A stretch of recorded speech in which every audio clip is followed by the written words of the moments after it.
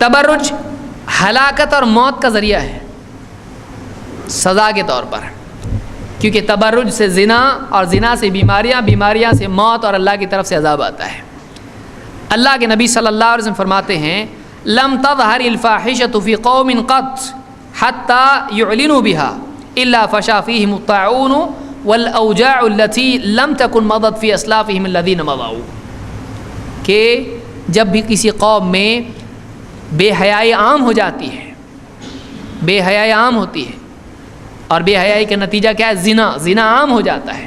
جب بھی کسی قوم میں بے حیائی عام ہوتی ہے، یہاں تک کہ وہ اس کا علانیہ طور پر بے حیائی کرنے لگتے ہیں، کھلم کھلا بے حیائی کرنے لگتے ہیں، تو ان میں طاعون کی بیماری اور ایسی ایسی بیماریاں اللہ تعالیٰ ڈال دیتا ہے کہ ان کے باپ دادا نے بھی وہ بیماری نہیں دیکھی ہوگی۔ پلیگ، ایڈز، ہیپیٹائٹس بی، ایسی کئی بیماریاں ہیں جو باپ دادا نے بھی دیکھی تھی نہیں، ایسی ایسی بیماریاں اللہ تعالیٰ ان میں ڈالتا ہے کہ جو باپ دادا نے بھی نہیں دیکھی تھی۔ اور یہ ابن ماجہ اور حاکم کی روایت ہے، اور آپ نے فرمایا ولا ظہرت فیہم الفاحشہ ولا ظہرت فیہم الفاحشہ الا فشا فیہم الموت، جب بھی لوگوں میں بے حیائی، فاحشہ، فحش، بے حیائی عام ہوتی ہے تو ان میں موت عام ہو جاتی ہے۔ بے حیائی کے نتیجے میں سزا کیا آتی ہے اللہ کی طرف سے؟ موت عام ہو جاتی ہے، بیماریوں کے ذریعے سے یا کسی اور ذریعے سے۔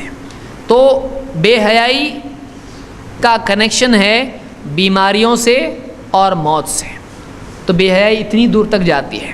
اور یہ تو آپ کو معلوم ہے، ایک لڑکی کے پیچھے دو آدمی بھاگ رہے ہیں، گنڈے دونوں بھی، اور دونوں لڑکے دونوں بھی مرے یا جو بھی ہوا، ایسا بھی ہوتا ہے۔ کتنے قتل اس کی وجہ سے ہوتے ہیں، کتنے خواتین کو زنا کر کے قتل کیا جاتا ہے۔